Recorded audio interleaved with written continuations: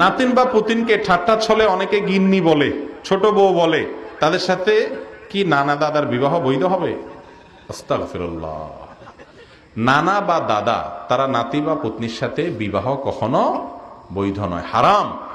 ছেলে ছেলের মেয়ে, ছেলের ছেলের মেয়ে এবং নাতিদের ঘরে অর্থাৎ নিচের যে বংশধর এদের সাথে কখনো কি হয় না, বিবাহ বৈধ হয় না, দাদা দাদির নানা নানির।